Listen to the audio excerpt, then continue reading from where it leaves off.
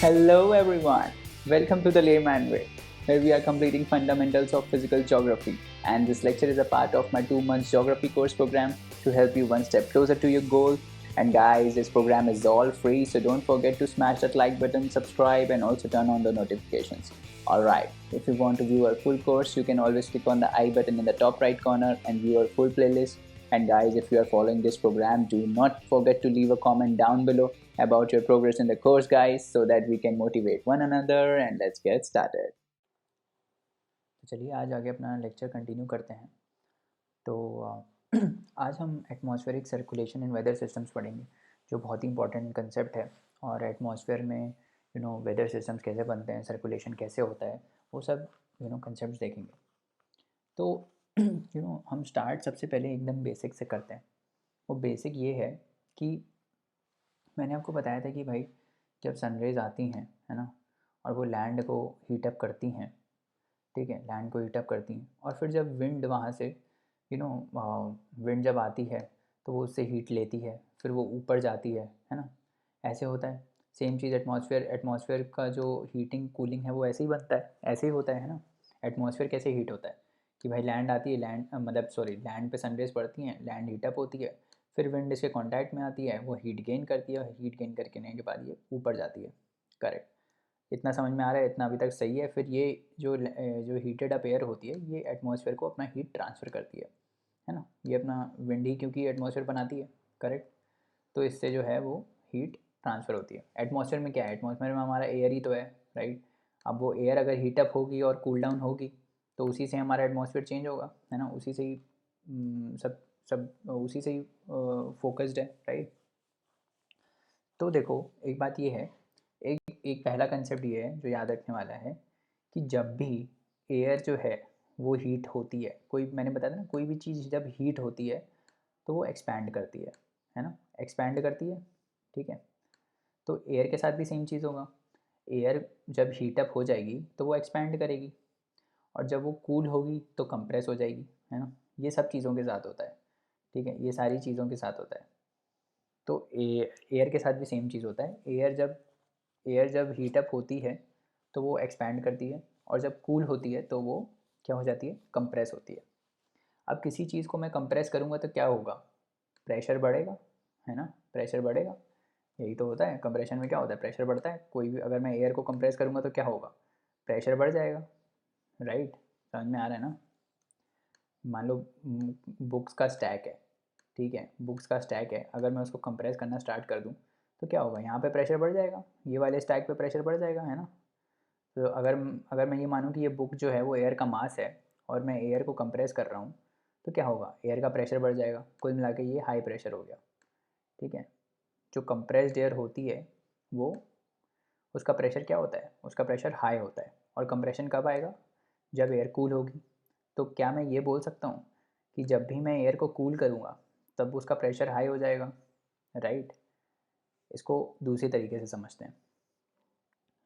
अगर मैं एयर को कूल करूँगा, हम पिछले जब लेक्चर में टेम्परेचर इन्वर्जन पढ़ रहे थे तो हमने ये पढ़ा था ना कि कोल्ड एयर जो होती है वो भारी होती है, डेंस होती है, तो वो नीचे आती है ना। और हॉट एयर जो होती है वो लाइट होती है, तो वो ऊपर जाती है। अब सेम चीज़ देखो कि भाई जो कोल्ड एयर है वो डेंस होगी, है ना, वो डेंस होगी, भारी होगी, तो वो नीचे आएगी। जब भी डेंस एयर नीचे आएगी और एक के ऊपर एक के ऊपर एक आती जाएगी तो यहाँ लैंड पे प्रेशर बढ़ेगा, राइट। यहाँ लोअर एटमॉस्फेयर में प्रेशर बढ़ जाएगा ना, क्योंकि पूरा का पूरा जो एयर का मास है, कोल्ड एयर का मास, और भारी भी है, वो पूरा नीचे आ रहा है, तो प्रेशर बढ़ जाएगा। तो क्या होगा, जब भी कोल्ड एयर नीचे आएगी, कोल्ड एयर वैसे नीचे ही आती है, जब भी एयर कूल डाउन होगी तो क्या होगा, जब भी एयर कूल डाउन होगी तो क्या होगा, एक तो सबसे पहले वो नीचे आ जाएगी, नीचे आने से वो क्या करेगी, वो प्रेशर को बढ़ा देगी। ये दोनों कंसेप्ट याद रखना, ये भूलना मत, ठीक है। कि कोल्ड एयर जो है वो हमेशा नीचे आती है, हमेशा नीचे आती है, मतलब कि अगर मान लो किसी के कंपैरिजन में एयर कोल्ड है तो वो हमेशा नीचे आएगी, और नीचे आएगी तो प्रेशर को बढ़ाएगी ठीक है। और इसका उल्टा होता है किसके साथ, हीटेड अप एयर के साथ। जब एयर हीटअप हो जाएगी तो क्या होगा, वो राइज़ करेगी, क्योंकि उसको एनर्जी मिल जाएगी, है ना, मॉलिक्यूल्स में एनर्जी मिल जाएगी, वो राइज़ करेगी। और जब राइज़ करेगी, है ना, तो वो क्या करेगी, जब भी राइज़ करेगी तो प्रेशर कम करेगी, है ना। अब मान लो ये सेम चीज़ इधर थी, कॉपियाँ रखी थी एक के ऊपर एक के ऊपर एक, अगर मैं इस कॉपी को हटाना स्टार्ट कर दूँ ऊपर से तो क्या होगा, यहाँ पे प्रेशर लूज अप होता जाएगा, कम हो जाएगा प्रेशर, है ना। और अगर मान लो ये कॉपियाँ एयर का मास है, मान लो ये कॉपी एयर है और ये एयर ऊपर जा रही है तो क्या होगा, यहाँ पे प्रेशर कम होता चला जाएगा, है ना। तो सेम चीज़ होता है कि जब भी जो एयर होती है वो हीटअप होती है तो वो राइज़ करती है, और जब भी वो राइज़ करती है तो लो प्रेशर क्रिएट करती है। समझ में आ रहा है। जब भी एयर राइज़ करती है तो यहाँ पे लो प्रेशर क्रिएट करती है, और जब भी एयर कोल्ड होती है तो वो नीचे आती है और हाई प्रेशर क्रिएट करती है। समझ में आ रहा है। हाई प्रेशर इसलिए क्रिएट करती है क्योंकि पूरा का पूरा इसका मास नीचे प्रेशर लगा रहा होता है, और यहाँ पे लो प्रेशर इसलिए क्रिएट करती है क्योंकि पूरा का पूरा एयर मास ऊपर उठ जाता है, तो यहाँ पे कोई प्रेशर नहीं रहता है। समझ में आ रहा है, अभी तक सब समझ में आ रहा है, ठीक है। बस ये बेसिक कंसेप्ट है एटमॉस्फेयर के सर्कुलेशन का कि कैसे होता है। अब देखो, अब हमको ये पता है कि हाई प्रेशर यहाँ है, मान लो लेट से यहाँ पे हाई प्रेशर है एयर का और यहाँ पे लो प्रेशर है, तो कोई भी चीज़ हमेशा हाई प्रेशर से लो प्रेशर की तरफ जाती है, ठीक है। तो सेम चीज़ एयर के साथ भी होगा, है ना। एयर के साथ भी सेम चीज़ होगा कि भाई एयर भी जो है वो हाई प्रेशर से लो प्रेशर की तरफ जाएगी, करेक्ट। देखते हैं इसको कैसे होगा, कि जैसे मान लो यहाँ हाई प्रेशर क्रिएट हुआ, ठीक है, और यहाँ लो प्रेशर क्रिएट हुआ, तो इसका मतलब क्या है, यहाँ पे फोर्स ज़्यादा लग रहा है, यहाँ पे फोर्स कम लग रहा है। तो जिस तरफ फोर्स ज़्यादा लगेगा एयर वहीं मूव करेगी। तो एयर कैसे मूव करेगी, हाई से लो की तरफ, ठीक है। तो ये याद रखो कि एयर जो है वो हाई प्रेशर से लो प्रेशर मूव करती है।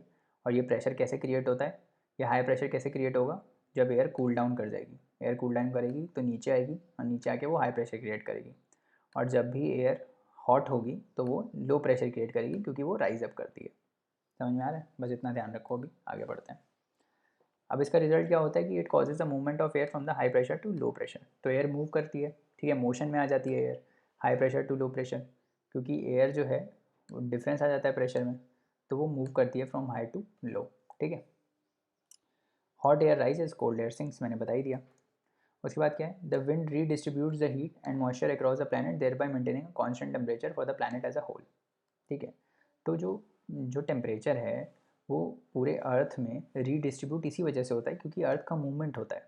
और अर्थ का मूवमेंट क्यों हो रहा है, क्योंकि कहीं हाई प्रेशर है और कहीं लो प्रेशर है, तो विंड जो है वो मूव कर रही है फ्रॉम हाई टू लो। अगर ये प्रेशर डिफरेंस नहीं होता तो कोई विंड का मूवमेंट नहीं होता, मून पे कोई भी एटमॉस्फेयर नहीं है, इसीलिए वहाँ पे आपको कुछ भी ऐसा नहीं मिलेगा होता हुआ। वहाँ पे पूरा एटमॉस्फेयर इसीलिए नहीं है क्योंकि वहाँ पे विंड ही नहीं है, एयर ही नहीं है, तो कुछ मूव ही नहीं करता है हाई टू लो, राइट। तो इस वजह से मतलब बात बोलने का ये है कि विंड अगर ये मूवमेंट नहीं होगा, अगर प्रेशर में डिफरेंस नहीं होगा तो अर्थ विंड का मूवमेंट नहीं होगा। और विंड अपने साथ सिंस हीट कैरी करती है ना, हीट और हीट कैरी करती है, तो वो टेम्परेचर को रिडिस्ट्रीब्यूट नहीं कर पाएगी, समझ रहे हो। तो ये बहुत ही इंपॉर्टेंट है एटमॉस्फेयर के सर्कुलेशन के लिए, ठीक है। तो vertical rising of moisture cool down and forms precipitation. अब क्या होता है कि अब जैसे मैं बता रहा था, हॉट एयर क्या होती है, हॉट एयर राइज़ करती है, ये मैंने बताया ना आपको, हॉट एयर राइज़ करती है। और मैंने आपको ये पिछले लेक्चर में भी बताया था कि जैसे मैं नीचे से ऊपर जाऊँगा वैसे मेरा टेम्परेचर क्या होगा, डिक्रीज़ होगा। तो सेम चीज़ जब एयर राइज़ करेगी तो एयर भी जब राइज़ करेगी तो टेम्परेचर कम होगा, एयर का टेम्परेचर कम होगा। और सिंस जो एयर है वो अपने साथ वाटर वेपर को कैरी करती है, तो जब भी टेम्परेचर डाउन होगा तो क्या होगा, कंडेंसेशन होगा, क्लाउड्स बनेंगे, फिर क्लाउड से रेनफॉल होगी, है ना, यही होगा।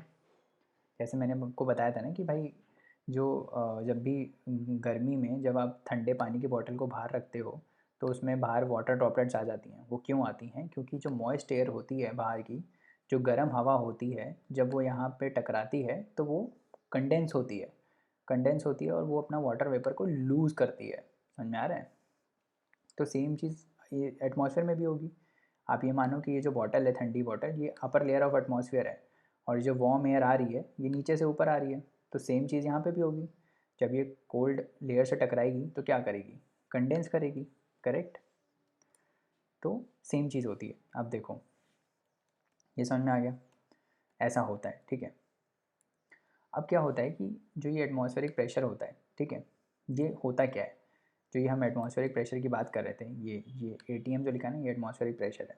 एटमॉस्फेरिक प्रेशर बनता कैसे है, ठीक है, होता क्या है एटमॉस्फेरिक प्रेशर, हम बोलते हैं 1 बार है एटमॉस्फेरिक प्रेशर, होता क्या है। तो एटमॉस्फेरिक प्रेशर क्या होता है कि this is basically the weight of the air.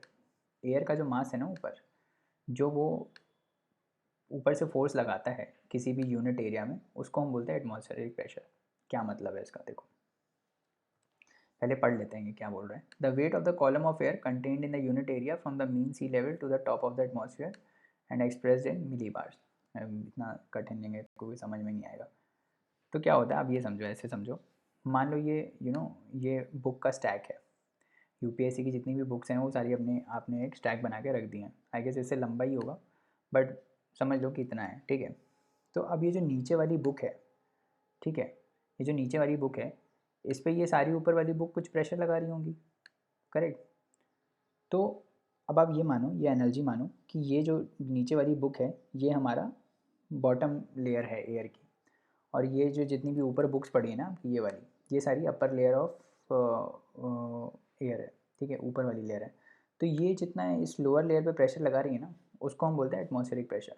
तो ठीक है, air near the top of the atmosphere is like the top book. समझ में आ रहा है। तो ये अगर पूरा एटमॉस्फेयर है मेरा, यहाँ से यहाँ तक अगर पूरा एटमॉस्फेयर है, तो जो ऊपर की लेयर्स, ठीक है, नीचे वाली लेयर पे फोर्स लगा रही होंगी, उसको मैं बोलूँगा क्या, एटमॉस्फेरिक प्रेशर। तो ऊपर वाली जो एयर की लेयर्स हैं, वो जो नीचे वाली एयर पे लगा रही हैं प्रेशर, उसको हम बोल रहे हैं क्या, उसको हम बोल रहे हैं एटमॉस्फेरिक प्रेशर। समझ में आ रहा है। अगर यही चीज़ मैं हटा दूँ, अगर मैं नीचे से ऊपर जाऊँगा तो क्या होगा, मान लो मैं यहाँ पे चला गया, यहाँ तक चला गया, तो क्या होगा, मेरे ऊपर वाली लेयर्स और कम होंगी, तो मेरे को प्रेशर कम लगेगा। तो इसीलिए आप देखोगे जब भी जब भी लोग चढ़ाई करते हैं माउंटेन्स पे, तो जब भी आप टॉप पर पहुँचोगे माउंटेन के, तो बहुत ही कम प्रेशर लगता है। और जब बहुत ही कम प्रेशर लगता है बाहर का एटमॉस्फेयर से, तो आपकी वेन्स के फटने का चांस होता है। वेन्स क्यों फटती हैं, मतलब ब्लड आपका, नर्व जो है, वेन्स हैं, वो फट के आपका ब्लड बाहर स्प्लिट आउट करने का बहुत ज़्यादा टेंडेंसी होता है। क्यों, क्योंकि बॉडी का जो अंदर का प्रेशर होता है वो हो गया इम्बैलेंस। वो अब बाहर के एटमॉस्फेरिक प्रेशर से काउंटर नहीं हो पा रहा है। बाहर का एटमॉस्फेरिक प्रेशर इतना ज़्यादा है ही नहीं कि वो इसको रोक पाए, तो ये बाहर आ जाता है पूरा। अंदर का प्रेशर इतना ज़्यादा होता है कि ब्लड बाहर आ जाता है। समझ में आ रहा है। तो ऐसे ही होता है कि जैसे ही मैं हाइट के साथ ऊपर बढ़ूँगा, वैसे ही मेरी, जैसे ही मैं यहाँ से यहाँ बढ़ूँगा, वैसे ही ऊपर का जो कंटेंट है एयर का, वो कम हो जाएगा और मेरे को प्रेशर कम फील होगा। समझ में आ रहा है। प्रेशर डिक्रीज़ होगा। तो जैसे ही मैं हाइट के साथ ऊपर जाऊँगा तो क्या होगा, प्रेशर विल डिक्रीज़। ठीक है, टेम्परेचर भी क्या करता है, डिक्रीज़ करता है। समझ में आ रहा है। अब देखो क्या होता है अब क्या होता है कि due to gravity the air at the surface is denser and has a higher pressure, the pressure decreases with height. अब डेंसिटी भी एक बार हम कंपेयर कर लेते हैं। डेंसिटी क्या होता है, देखो, जो लैंड के नीचे एयर होती है, अब ये तो चलो मैंने ये समझा दिया कि आपको ये प्रेशर कैसे लग रहा है, ठीक है। अब डेंसिटी का भी बात कर लेते हैं। तो जो एयर के पॉकेट्स हैं, ठीक है, क्या होता है कि ये ग्रेविटेशन की वजह से ये सारे नीचे नीचे खींचती है सारे एयर मॉलिक्यूल। अर्थ जो है वो जितने भी एयर मॉलिक्यूल्स हैं, ठीक है, उन सबको अपनी तरफ खींचती है। That is called gravitation, right. तो क्या होता है कि जब ये इसको खींचती है अपनी तरफ, तो ये जितने भी एयर के मॉलिक्यूल्स होते हैं वो बहुत ज़्यादा क्लोज होते हैं, close to the surface of the land. तो अगर मैं लैंड की सरफेस पे बात करूँ, अगर ये लैंड है, तो मैं जस्ट अगर इसके ऊपर बात करूँ, तो यहाँ पे बहुत ज़्यादा एयर मॉलिक्यूल्स होंगे, ठीक है। तो जब भी कोई चीज़ बहुत पास होती है तो वो क्या होती है, बहुत डेंसर होती है, करेक्ट। तो इसीलिए क्या होता है कि जो लैंड के पास वाली जो एयर होती है वो बहुत ही डेंस होती है, और जैसे ही हम हाइट के साथ ऊपर बढ़ते हैं, तो जो वो लेयर होती है वो बहुत ही थिन हो जाती है। थिन और थिक का कंसेप्ट है इसमें कि जब जैसे ही हम हाइट के साथ ऊपर बढ़ते हैं, तो जो एयर होती है वो बहुत ही थिन हो जाती है। तो थिन होने की वजह से, मतलब थिन इसलिए होती है क्योंकि जैसे ही हम हाइट के साथ ऊपर बढ़ते हैं तो ग्रेविटेशन उतना नहीं लग पाता है, तो मॉलिक्यूल जो हैं वो वाइड अपार्ट हो जाते हैं। तो इसीलिए जो एयर है वो थिन हो जाती है। जबकि सरफेस पे क्या होता है, जो मॉलिक्यूल्स होते हैं एयर के वो बहुत ही आसपास होते हैं, तो बहुत ही एयर डेंस होती है। समझ में आ रहा है। तो इसीलिए जैसे जो हिमालय पर्वत पे आप जाओगे, क्लाइंबिंग करोगे, तो जो सबसे ऊपर वाली टॉप पर जो लेयर होती है, जो एयर होती है, वो बहुत ही थिन रहती है। तभी तो सांस लेने में आपको दिक्कत रहती है, ऑक्सीजन बहुत कम रहता है ना, क्योंकि एयर उतना है ही नहीं, एयर थिन है पूरा। तो वो यही बोल रहा है, ठीक है। तो क्या कंसेप्ट था इसका, जैसे ये देखो, ये वाला डायग्राम देखो, ये लैंड है अपना, ठीक है। तो जो ये लोअर लेयर है, यहाँ पे ग्रेविटी सारे एयर मॉलिक्यूल्स को आसपास खींचती है। तो यहाँ पे देखो बहुत डेंस है, और यहाँ ऊपर जाओगे तो बहुत ही दूर दूर हैं पार्टिकल्स, क्योंकि ग्रेविटी उतना खींच नहीं पा रही है इसको, आप आपस में बहुत ही आसपास नहीं आ पा रहे हैं, ठीक है। तो इस वजह से जो यहाँ पे जो एयर होती है वो बहुत ही डेंस होती है, ठीक है। और एक कंसेप्ट ये था डेंस वाला, ठीक है। और दूसरा कंसेप्ट क्या था कि ये प्रेशर कितना लग रहा है इसके ऊपर। तो भाई ये जो जितने भी ऊपर के मॉलिक्यूल्स हैं, जितना भी ये वाला लेयर है, वो जो नीचे वाली लेयर पे प्रेशर लगाती है उसको हम बोलते हैं एटमॉस्फेरिक प्रेशर। तो यही बोल रहा है, these molecules contribute to the pressure at this altitude. समझ में आ रहा है। तो एयर प्रेशर क्या होता है, wait of the air column above the unit area. तो जो इसके ऊपर का जितना भी कॉलम है, वो जो नीचे प्रेशर लगा रहा है उसको हम बोल देते हैं एटमॉस्फेरिक प्रेशर, ठीक है।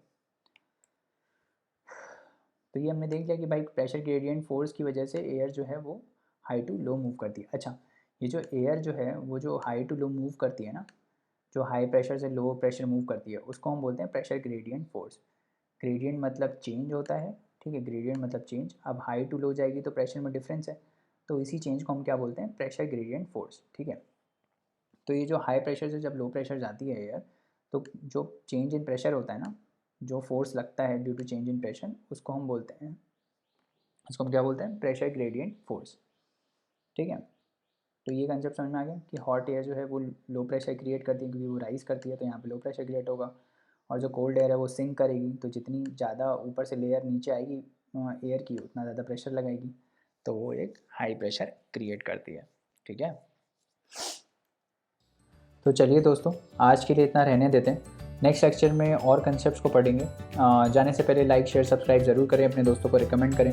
अपनी क्वेरीज़ आप हमको queries@thelaymanway.com पे भेज सकते हैं, जहाँ पे हम आपका रिप्लाई इंस्टेंटली करेंगे। और पढ़ते रहिए, हार्ड वर्क करते रहिए, है ना। अगले लेक्चर में मिलते हैं। Thank you, bye bye, take care.